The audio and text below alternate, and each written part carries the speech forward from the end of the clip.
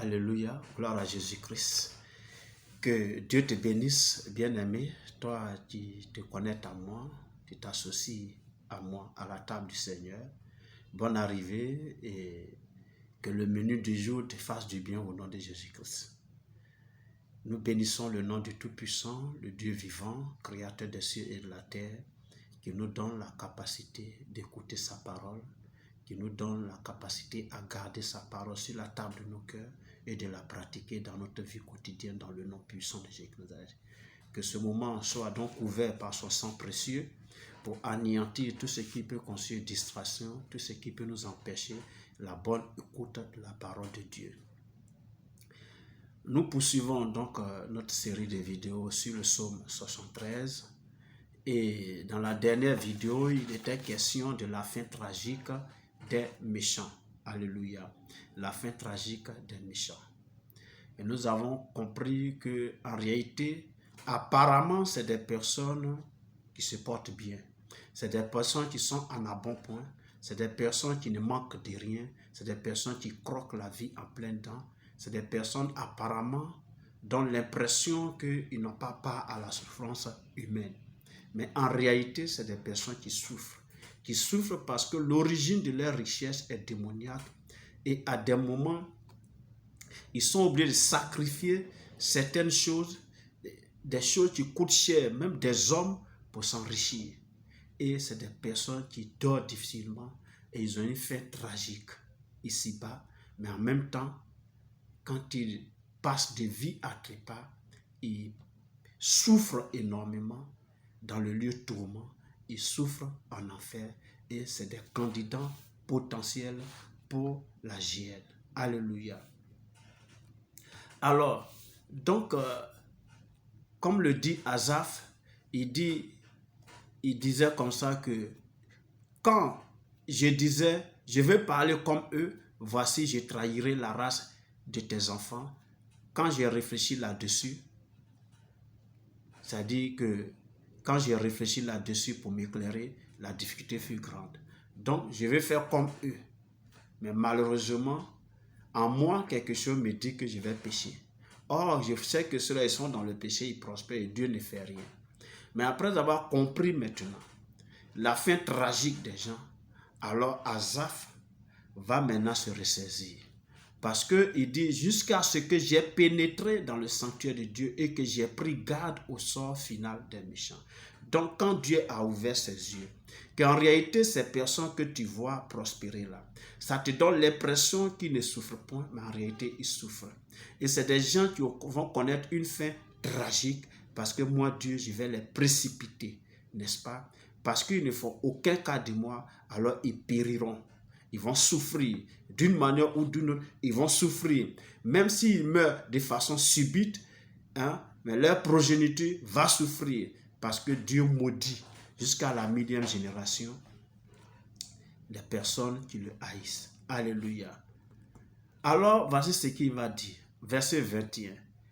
Il dit, lorsque mon cœur s'aigrissait et que je me sentais percé dans les entrailles, j'étais stupide et sans intelligence. J'étais à ton égard comme les bêtes. Cependant, je suis toujours avec toi. Tu m'as saisi la main droite. Tu me conduiras par ton conseil. Puis tu me recevras dans la gloire. Alléluia. Donc ici, il se répand. Il se répand. Il dit, lorsque mon cœur s'aigrissait et que je me sentais percé dans mes entrailles, j'étais stupide et sans intelligence. J'étais à ton égard comme les bêtes. C'est-à-dire, je ne réfléchissais pas. Il est en train de dire, il avoue ici pour dire qu'il manquait d'intelligence. C'est-à-dire l'intelligence de Dieu. Voilà pourquoi la Bible dit, soyez transformés par le renouvellement de l'intérieur, afin que vous discerniez quelle est la volonté de Dieu, ce qui est bon et parfait, dans le livre de Romains 12, verset 2. Parce que quand ton intelligence n'est pas encore transformée, alors il était difficile de faire le discernement et de comprendre que les personnes que tu considères sans problème là, qui vivent aisés, qui n'ont pas part à la souffrance, en réalité qui souffrent. Donc maintenant que Dieu a ouvert ses yeux sur le sort final des méchants, alors il trouve que en réalité, il était stupide, il était sans intelligence. Hein? Et il était comme quelqu'un qui était bête devant Dieu. Alléluia. Oui, ne serons pas bêtes, ne serons pas stupides, ne serons pas sans intelligence. Mais comprenons ces choses-là. Ils prospèrent, mais ils ont une fin tragique. Alléluia. Il dit, cependant, je suis toujours avec toi. Amen. Oui, il faut toujours être avec Dieu. Malgré que la prospérité des méchants donne envie et que tu as envie d'être comme eux et que cela te chagrine à des moments, n'abandonne pas la main de l'Éternel. Il dit, cependant, je suis toujours avec toi. Tu m'as saisi la main droite. Ne te laisse point abandonner par le Seigneur. N'abandonne point le Seigneur. Saisis sa main, sois agrippé à lui. Il va prendre ta main droite. Il dit, tu me conduiras par ton conseil. Puis tu me recevras dans la gloire. Alléluia. Tu vas me conduire par ta parole. Je vais marcher selon ta parole afin que tu me reçoives dans ta gloire. Quand je vais passer des vies à trépas. Et qu'est-ce qu'il dit au verset 25? Quel autre ai-je au ciel que toi? Et sur la terre, je ne prends plaisir qu'en toi. Alléluia. Oui, il faut prendre plaisir en Dieu. Il n'y a que Dieu seul. Au ciel, c'est lui. Sur la terre, c'est lui. Marche avec lui. Non seulement il te soutiendra ici-bas, mais tu hériteras le royaume des cieux. Alléluia. Au verset 26, il dit, ma chair et mon cœur peuvent se consumer. Dieu sera toujours le rocher de mon cœur et mon partage. Alléluia. C'est-à-dire, la souffrance, ça n'a qu'à venir, c'est pas grave.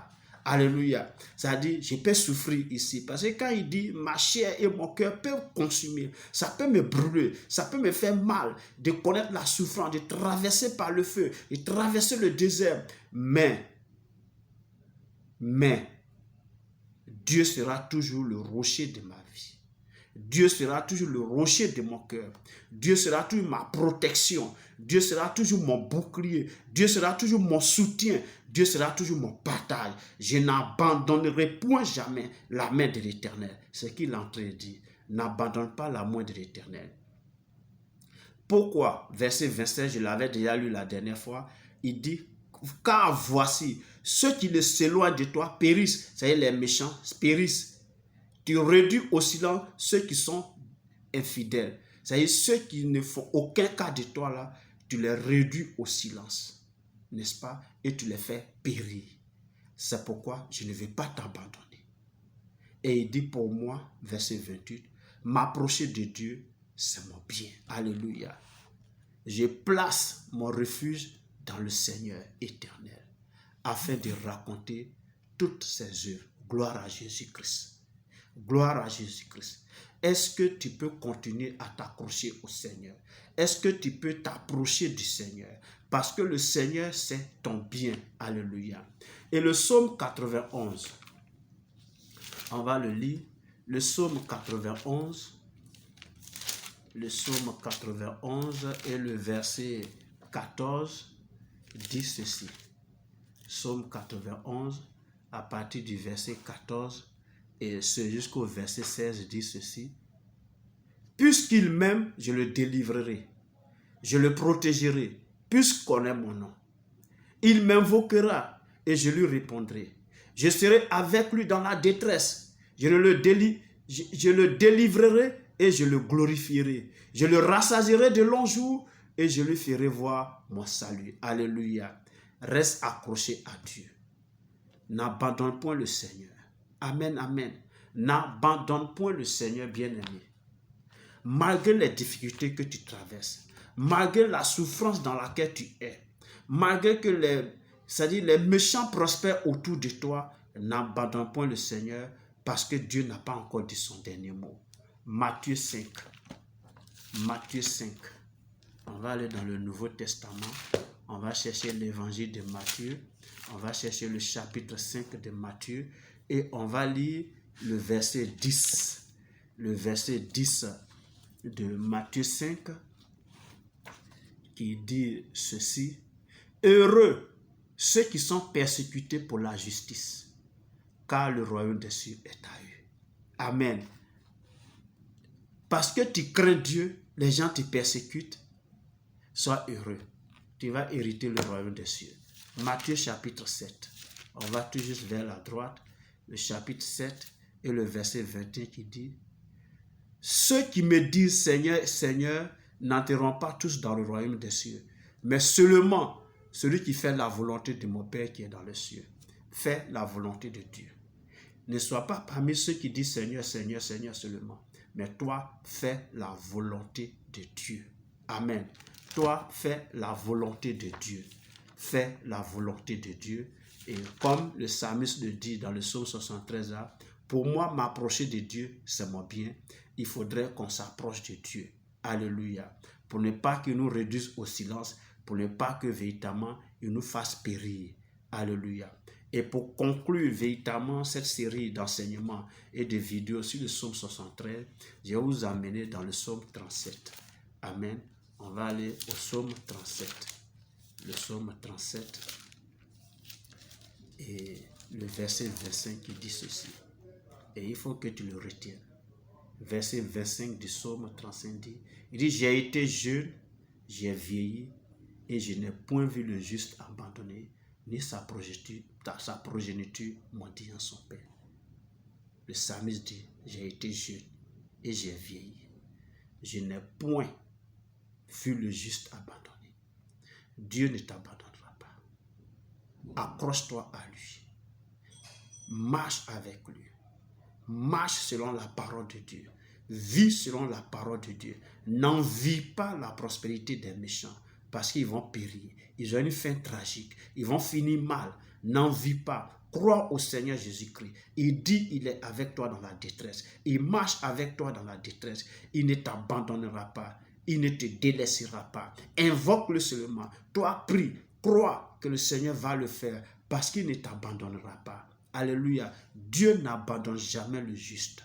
Dieu n'abandonne jamais le juste. Et ne crains même pas pour tes enfants parce qu'ils ne vont jamais mendier leur pain. La parole de Dieu est la vérité. Elle ne passera point. Christ dit dans la parole de Dieu, il dit le ciel et la terre passeront, mais ma parole ne passera point. Et il est écrit que j'ai été jeune et j'ai vieilli. Et je n'ai point vu le juste abandonné, ni sa postérité mendiant son pain. Ta postérité ne mendiera pas son pain. Malgré les maigres moyens que tu as, Dieu te donnera toujours de pouvoir faire face à toutes tes charges et de vivre de façon heureuse ici-bas. Tu ne connaîtras point les cauchemars, tu ne connaîtras point, c'est-à-dire les souffrances morales, psychologiques, mentales, parce que Dieu est avec toi. Tu vivras bien avec la paix du cœur, tu mourras comme un juste et tu te reposeras de tes œuvres. Parce que c'est ça, tu hériteras la vie éternelle et les enfants que tu laisses derrière, ils vivront heureux, ils ne mendieront point leur pain. Si tu crois à cela, alors bénis le nom du Seigneur dans ta vie. Oui, ce psaume 73 nous enseigne quelque chose de très intéressant. Dieu est bon pour Israël. Il est bon pour son peuple et pour ceux qui ont le cœur pur. Si tu as le cœur pur, Dieu est bon pour toi. Alors ne te laisse pas vraiment, c'est-à-dire glisser sur ce chemin ou parce que les méchants prospèrent, tu veux être comme eux et tu les envies. Non, ils ont une fin tragique. Et leur fin là, il ne faut pas envier ça. C'est terrible. Mais la fin du juste, c'est le royaume des cieux. Et Dieu ne t'abandonnera point. Que Dieu te bénisse. Crois au Seigneur Jésus-Christ et tu seras sauvé, toi et ta famille. Merci de m'avoir suivi. Que Dieu te bénisse. Que sa grâce et sa faveur reposent sur ta vie. Et qu'il te donne de comprendre ces choses et de les appliquer dans ta vie. Afin que tu vives heureux ici-bas et que tu hérites le royaume des cieux. Dans le nom de Jésus-Christ. Merci. Et nous sommes à la prochaine pour d'autres vidéos. Porte-toi bien au nom de Jésus-Christ. Amen.